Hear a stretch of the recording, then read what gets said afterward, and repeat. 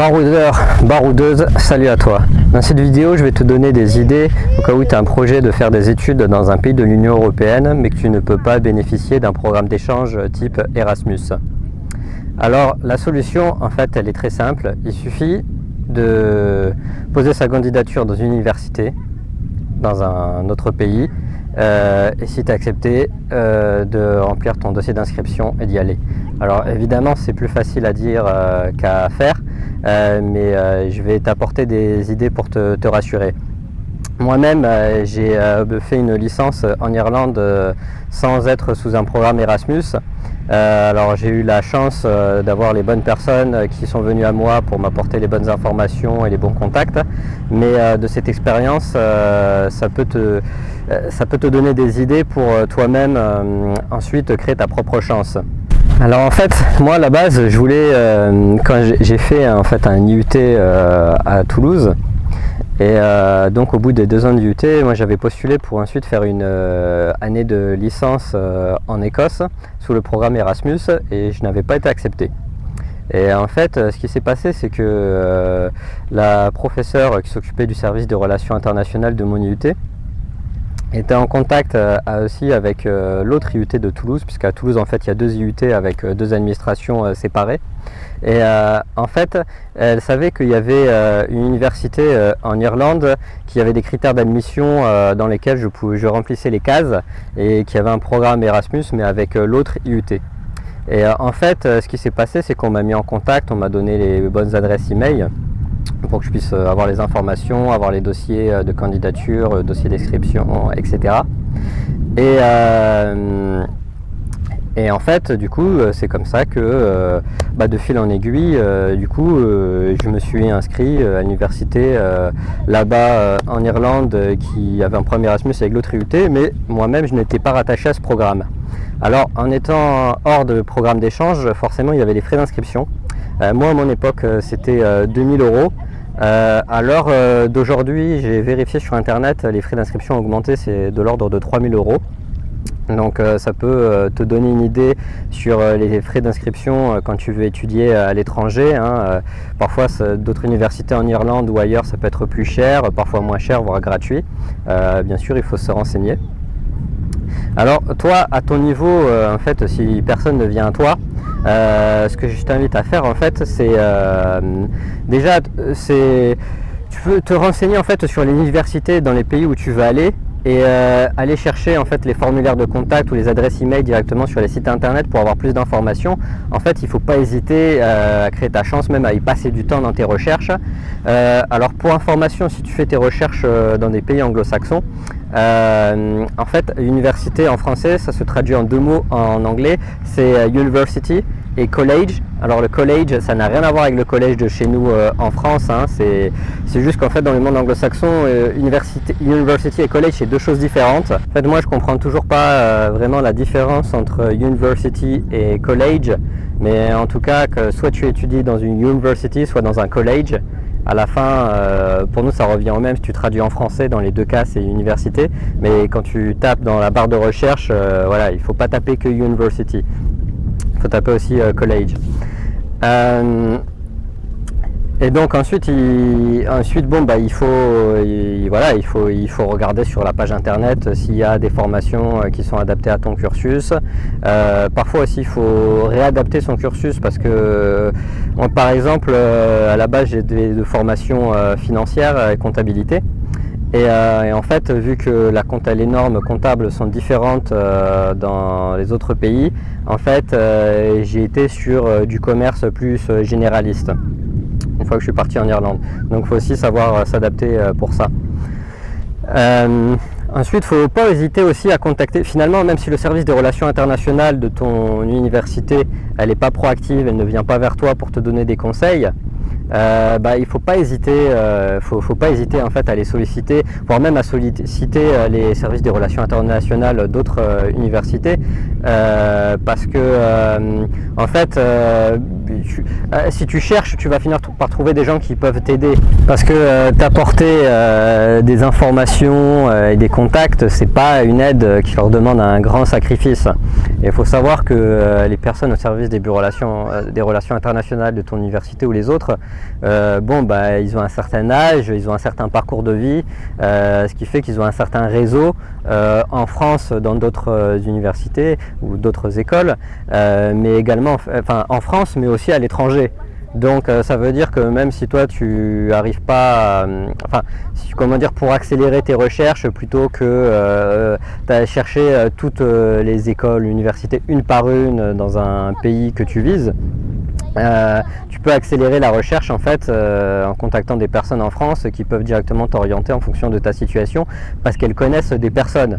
Parfois même elles peuvent trouver une personne qui va t'aider dans tes démarches quand tu vas arriver sur place, par exemple un prof de français dans une université à l'étranger qui maîtrise bien le français et qui peut éventuellement t'aider sur les démarches. Donc faut pas hésiter, faut pas non plus compter trop sur des choses que tu n'es pas sûr de pouvoir obtenir, mais faut pas hésiter à demander. Ensuite, bien sûr, quand je parle de réseau, il ne faut pas hésiter non plus à contacter tes amis, ta famille, les amis des amis. Il faut parler, plus tu parleras de ton projet, plus tu auras de chances que des personnes pourront te donner des informations ou des contacts pour pouvoir y aboutir. Maintenant, si on parle en termes financiers, alors je t'ai donné les tarifs de l'université où j'étais qui sont actuellement de 3 000 €, ça te donne un ordre d'idée. Selon ta situation, ça peut être une somme tout à fait négligeable que tes parents peuvent sortir du jour au lendemain, comme ça peut paraître, obtenir cette somme, selon ta situation, ça peut aussi te paraître comme gravir le mont Everest. Donc si tu es dans cette situation, moi ce que je dirais, c'est qu'il ne faut pas avoir de croyances limitantes et se bloquer, et il faut trouver en fait des moyens pour obtenir cette somme. Alors bien sûr pas que cette somme, parce qu'il faut aussi prévoir les imprévus. Quand tu vas arriver sur place, tu n'auras peut-être pas un logement de suite, il va falloir te loger dans une auberge de jeunesse. Il y a aussi tu vas avoir peut-être des frais de santé que tu ne pourras pas te faire rembourser de suite, puisque si tu as un problème de santé quelconque quand tu es sur place, il y a le billet d'avion, le coût de la vie est différent aussi là-bas. Une fois que tu pars à l'étranger, il faut oublier les APL, ça n'existe pas ailleurs, surtout, ou peut-être il y a des pays qui ont des aides, mais pas pour les étrangers. Donc l'intégralité du loyer, ça sortira de ta poche.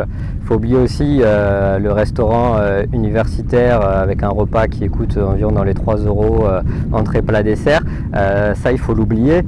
Pour information, moi-même j'ai commencé à cuisiner en fait quand je suis parti en Irlande, puisque quand j'étais en France, j'étais dans la chambre universitaire de 9 mètres carrés avec le restaurant universitaire à côté. C'était un autre mode de vie.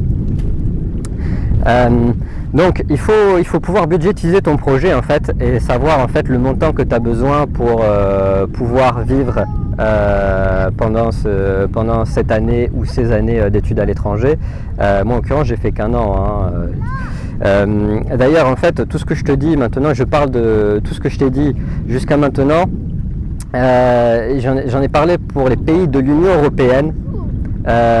Parce que en Union européenne il y a des facilités, puisque maintenant il y a un système d'uniformisation des programmes d'études avec le système LMD et les unités d'enseignement, ce qui fait que si tu as un bac+2 en France, tu es automatiquement un bac+2 en Allemagne, en Espagne, en Irlande, dans n'importe quel autre pays de l'Union européenne. Ce qui fait que si tu as une licence en France, automatiquement tu peux commencer un master dans un autre pays de l'Union européenne, vu que c'est le même système. Alors que dans les autres pays, c'est un peu plus compliqué, puisque il faut monter un dossier d'équivalence pour que ton diplôme français soit reconnu là-bas. Et si tu veux ensuite reprendre tes études en France, il faut aussi faire un dossier pour montrer les équivalences avec les diplômes que tu as obtenus à l'étranger, pour qu'ils soient reconnus en France. Donc c'est un peu plus compliqué, mais tout ce que je t'ai dit en termes de démarches sont à peu près, ça revient au même. Concernant le Royaume-Uni, avant c'était dans l'Union Européenne, c'était rentré dans les programmes de LMD, LMD, unité d'enseignement, uniformisation des programmes d'études. Maintenant il y a eu le Brexit. Donc c'est un autre sujet qui méritera d'être traité dans d'autres vidéos, on y reviendra. Mais pour l'instant je sais pas, donc pour le Royaume-Uni c'est encore point d'interrogation. En plus il y a des choses qui évoluent, donc on ne sait pas trop ce qui va rester, ce qui va changer. Ça mériterait l'objet d'une vidéo à part. En tout cas en termes de pays anglophones en Union Européenne, il y a toujours l'Irlande qui est présente. Alors une fois que tu as budgétisé ce projet et que tu veux obtenir cette somme, alors bien entendu, hein, si c'est un projet que tu veux accomplir dans 2 mois, tu n'es pas dans la même situation que si c'est un projet que tu vises d'ici 3 ans ou 5 ans. On est d'accord. Après, bon, maintenant, si ta situation financière aujourd'hui te permet, t'empêche d'accéder à une opportunité qui est présente aujourd'hui, il faut se préparer pour avoir une autre opportunité plus tard, que ce soit des études ou du travail ou autre projet pour partir à l'étranger. Partir faire des études à l'étranger, c'est un moyen parmi d'autres pour partir à l'aventure à l'étranger. Alors si le montant que tu budgétises pour ce projet est une somme considérable pour toi et non pas une somme négligeable, il va falloir donc te préparer pour obtenir cette somme. En fait ça vaut vraiment le coup de se creuser la tête, parce que déjà si à la base tu ne viens pas d'une famille où c'est normal d'être bilingue, de voyager, de vivre à l'étranger, si c'est pas quelque chose de courant dans ton univers familial, partir à l'étranger pour la première fois de ta vie et vivre là-bas, avoir une expérience là-bas comme des études, ce n'est qu'un exemple parmi d'autres, ça va changer ta vie. Donc ça vaut vraiment le coup de te creuser la tête et aussi des fois de sacrifier un peu ce que tu as envie de faire sur le court terme, certains plaisirs, afin de pouvoir accomplir tes projets sur le long terme. Parce que, comme je le répète, ça va vraiment changer ta vie. Donc, il ne faut pas hésiter même à travailler le week-end pour réunir cette somme, à travailler pendant les vacances scolaires, à sortir un peu moins pour épargner le plus possible et garder le maximum d'argent pour pouvoir financer ce projet. Tu peux aussi consulter les banques pour voir si elles peuvent t'accorder des crédits étudiants pour accomplir ce projet. Tu peux aussi demander à diverses personnes de ta famille, de ton entourage, de se cotiser pour pouvoir financer ce projet. Donc en fait il faut se creuser la tête et trouver des solutions. Alors bien sûr si tu veux accomplir ce projet dans 2 mois, c'est pas la même chose que si c'est un projet d'ici 3 ans ou 5 ans. Après si tu passes à côté d'une opportunité maintenant parce que tu n'as pas les moyens financiers tout de suite, il faut réfléchir à un projet que tu pourras accomplir pour plus tard.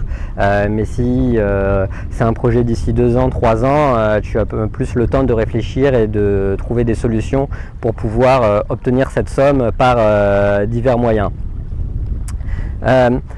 Ensuite, il y a une autre question qui se pose, c'est alors si tu as été habitué pendant tes études en fait à être entretenu par tes parents, là partir à l'étranger ça va pas changer la situation, hein, le coût de la vie va peut-être changer, mais c'est toujours tes parents qui vont te donner ton argent de poche tous les mois pour que tu puisses vivre, être logé, manger, etc. Par contre, si tu comptes sur les bourses pour pouvoir vivre pendant que tu fais tes études et que c'est un point bloquant pour toi, alors il y a des solutions, mais ça fera l'objet d'une autre vidéo. Alors baroudeur, baroudeuse, si tu as aimé cette vidéo, s'il te plaît like-la, abonne-toi à la chaîne et s'il te plaît laisse un commentaire pour dire ce que tu en as pensé et n'hésite pas à laisser toutes les questions auxquelles tu veux que je réponde dans des prochaines vidéos. Salut à toi.